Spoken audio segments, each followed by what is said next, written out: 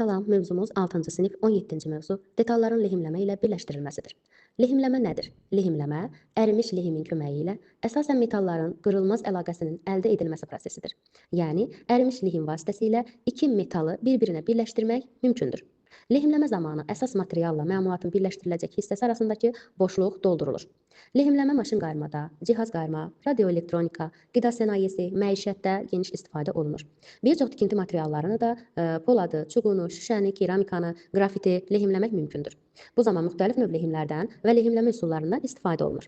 Lehimləmə əl və ya elektrik lehimləmə aləti ilə yerinə yetirilir.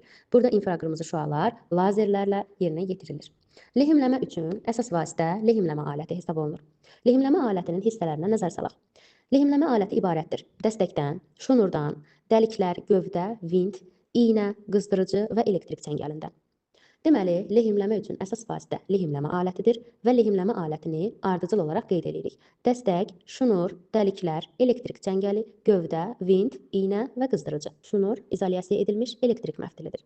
Lehim nədir? Lehimləmə zamanı birləşdiriləcək səthlərdəki boşluğu doldurmaq üçün möhkəm tikiş əldə etmək məqsədi ilə istifadə olunan metal və ya ərintidir.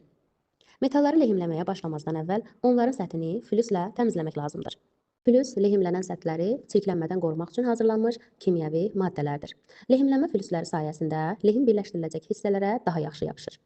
Lehimləmə işləri apararkən flüs olaraq kanifuldan istifadə olunur. Kaniful, şam qətranının distilləsindən əldə edilən sarımtıl qəhvəyi qətran maddəsidir. Kanifuldan misi, latunu, elektrik və radio avadanlıqlarının hissələrini, məftilləri lehimləmək üçün istifadə olunur. Deməli, işə başlamazdan əvvəl mütləq lehimlənəcək hissələr flüslərlə təmizlənir.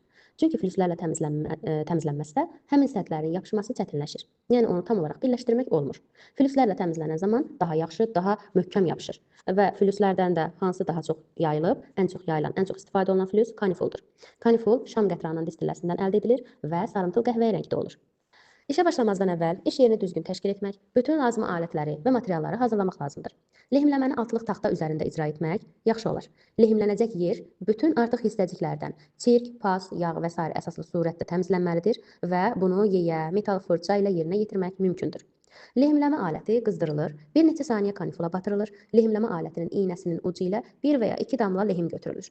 Lehimləmə alətinin iynəsini təmizləmək üçün onu kaniful parçası üzərində saxlayırlar. Lehimləmə zamanı səhvlər və onların qarşısının alınma üsulları. Hansıdır bu səhvlər? Səhvlərdən birincisi budur ki, lehimlənəcək hissələr pis təmizlənir və yağdan azad edilmir. Bu cür birləşmələr möhkəm olmur. Odur ki, lehimləmə yerlərini əsaslı surətdə təmizləmək və yağsızlaşdırmaq lazımdır.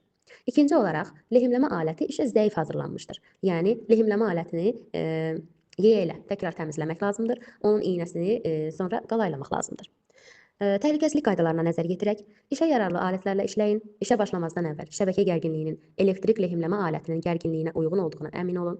İşin sonunda lehimləmə alətinin elektrik şəbəkəsindən ayrılmasına və onun xüsusi altlıq üzərində olmasına əmin olun.